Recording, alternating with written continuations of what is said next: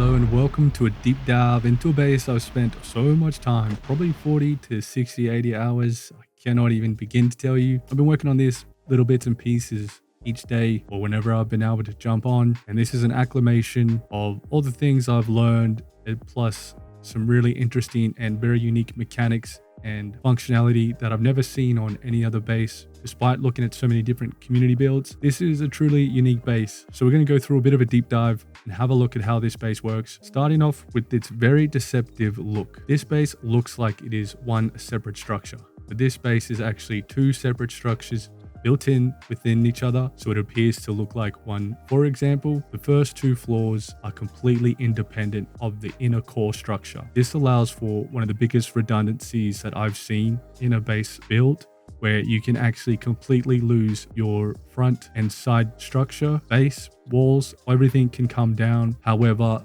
the remaining top of the base will remain powered and fully functional despite heavy losses to any of the outside structure. And then you might say, well, if you lose that, then there's not much left.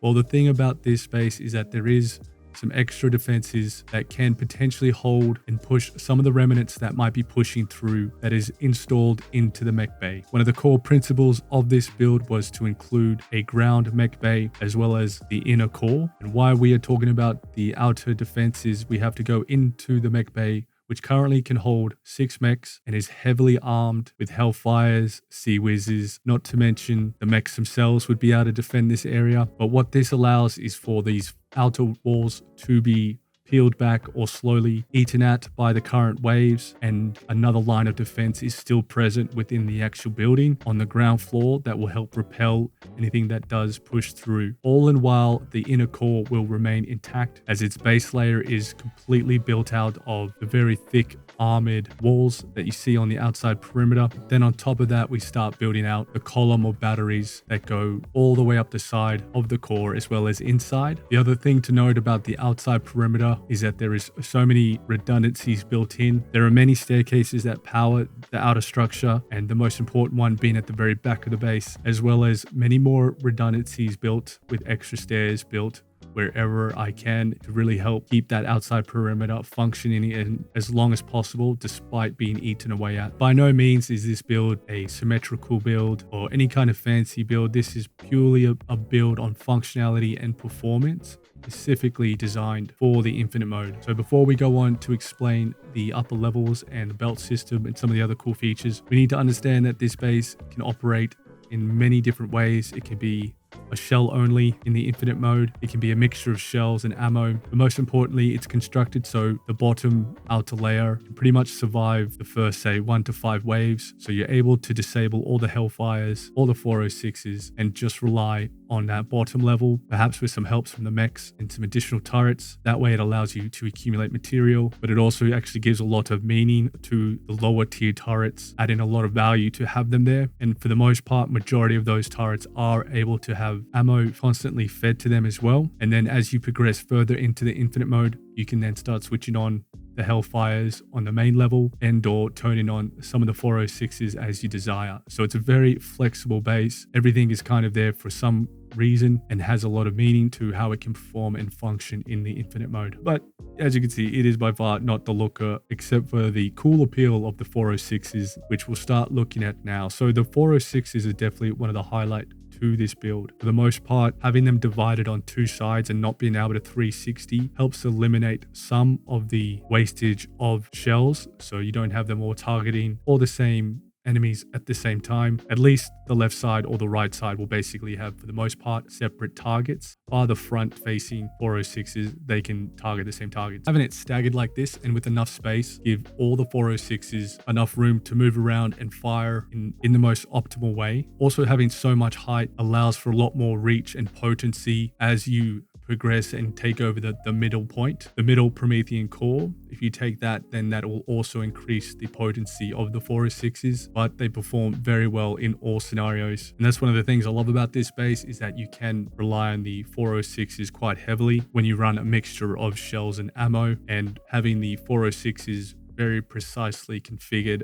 to separate different targets between the different layers of the 406s becomes a very potent way of setting up your base. Another one of the most unique features about this base is the conveyor belt system. It is highly complex and was one of the reasons this took so long to get right, because so many things had to be moved around and reconfigured just to make everything fit and flow. But this is a complete waterfall conveyor belt system. It starts all the way from the top and drips down each layer, feeding all the 406's Hellfires as it goes along, down deep into the core, along more conveyor belts, dropping down, getting picked up by auto loaders that have been lifted up just enough so they can reach the 406's as well as allow for ammo to pass by, and then drop down to the next layer where you'll find rooms that are just chock full of shell producers or ammo, and then it will continue along, dropping down very much like a waterfall all the way until it will actually leave the main core building and then flow on to the outside structure conveyor belt, which also then will feed around and most importantly feed down into the outside perimeter conveyor belt, which feeds the Hellfires, which can do a lot of the bulk work depending on how you're looking to operate the base. But as you can see, there's multiple areas where you can see shells and ammo dropping down. It looks fantastic. I love having that sort of waterfall effect of everything coming down. Not to mention, it's a highly effective way to get your ammo not being collected or redundant by just sitting there. It's going to be moving along.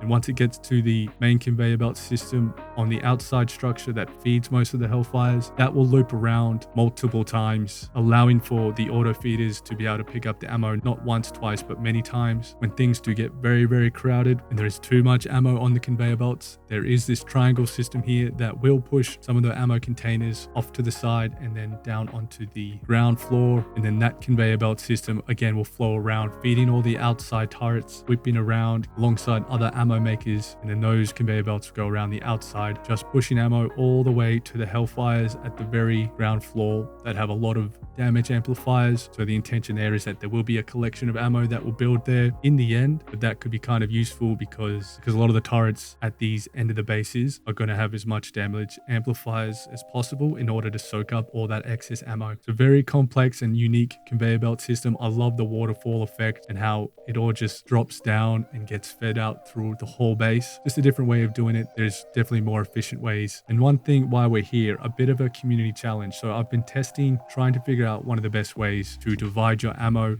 As you can see here, the triangle works, but it doesn't work very well. So if you do want to play around with this base and you do find out a cool way to separate the ammo within this space here, let me know, share it on the Discord, because it'd be really cool to see people overcome this problem. I have a few other theories or things I'm going to try that work and are a bit cleaner, but for now I've just got the triangle in place. So the base boasts a core power of over 1500. The base power could easily be over 10k, but I do have a ton of the deciphers to allow us to deploy plenty of weapons, miners, and everything you'll need. Removing those will really boost your power. There is still room for me to add some more generators, and this back area here, which has been changed so many different times, but this will ultimately be probably ammo and shell producing room or area, most likely a shell producing area. I need to do some more testing, but I'm pretty sure you can almost run just shells if we put a lot more shell producers here at the back without having to be so micro intensive or set the 406s up a very specific way for it to work otherwise. It is very much a pillar base. It uses, I think, over 1,000 pillars, if not more, hundreds of the material storage to prop up the 406s. It also has many support rooms in different areas. We have some at the front here. You'll have some at the back where you'll get your ammo, health, your material and energy converters, and everything you kind of need. There's quite a few spots for that. Most of the drones to drop things off and build guardians also located at the top, but there's quite a few guardian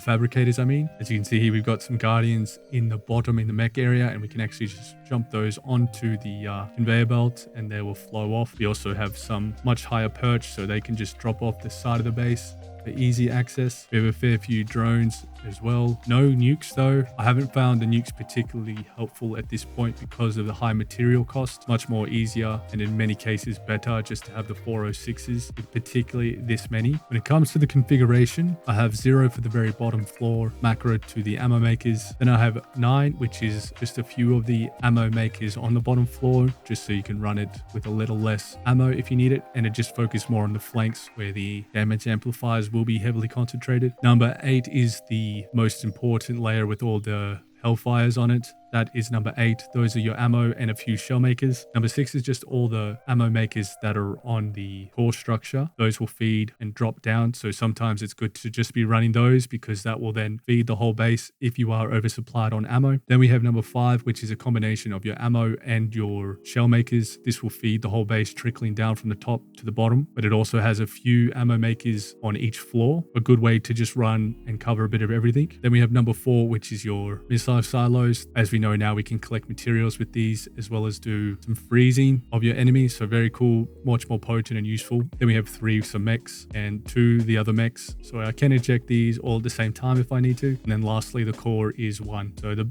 base is predominantly just microed around using your ammo and shell makers because that's really where things count. When I play the infinite mode, I end up feeding a lot of the junk stuff into the material converters just to help supply and supplement the 406s, which can do a lot of the hard work and grunt work. So the other unique thing about having a mech bay on the ground floor is why you probably don't see it too often is because it's extremely complicated and annoying to set up, at least originally, before some of the support changed, because the mechs have a little antenna which forces you to then have to go not just 2 levels but 2 and a little bit. So you actually have to go 2 floors and then build your little stairs to make an extra gap so you can fit your mechs. And that is why it's so frustrating doing a ground floor of mechs, at least in the previous builds of this game. Now it should be much easier, but that in itself took me so long to sort of get right, building these corners out to then support the outer structure. That took hours and hours just to get that right. The other most painful aspect of this build was, one, everything had to be placed individually because we did not have the quality of life changes, but I had to move all these material storages, delete them all, and move them forward and backwards, probably about 4 to 6 times to get a better arrangement, because originally I had the 406s too far forward, too far back, didn't have a platform here. But in any case, it just took so much time. Clicking and building each one of these took a very long time, and doing it multiple over days. So yeah, it was just a real painful process. Something you won't have to worry about. You'll be able to run with this and enjoy it. This might be a base you'll like, might be a base you'll hate. It will take some mucking around with. It's not something you can just sort of pick up and run with. It has a bit more thought into the overall design in terms of a functionality point of view, but should definitely excel, and particularly when you have a group of mates, it should be quite nice. One thing I should note is if you are going to operate this base, make sure you do have your gear where you can either double jump or use your rocket gloves or your hook shot gloves. You can get to the core, but seeing how this is a infinite mode base, getting to the core is not really something of a priority or a concern. So a lot of the time you will just be going up on top of the base, but if you do need to get to the core, you would be running into the mech bay and then going up these sets of stairs. You can see there's extra stairs here for some redundancies and plenty of little areas where I can add more generators and bits and pieces. But this is where you'd come up to. You'd have to crouch and then jump into here, and you would be able to get to your core that way. So you'd come up and then you just have to get to the core this way. Still very functional and accessible, but just not as easy as other bases. There are also a couple chairs here if you ever get tired and you need to chillax for a little bit. Good old chairs, they're so much fun. So yeah, that's a good overview of the base. There's so much I could talk to you about the different things that I tried. For instance, propping up the auto loaders about 5 material storages high and then using the springboards to pop them up to feed them, which worked reasonably well. A little less, it doesn't seem to work as well in the new build of the game, but so much testing and stuff went into this. And definitely not finished yet, but it's getting much closer, and I felt it's probably a good time to share it now and to try enter it into this competition that we have going on. Please consider voting for it for the YouTube video one and possibly the category A, but I don't expect to do too well in there because it is not much of a looker. It is a schmozzle. But I'm going to leave you with some cool footage and some of the progression of the base getting built. If you did get anything out of this, consider liking, subscribing. Appreciate it.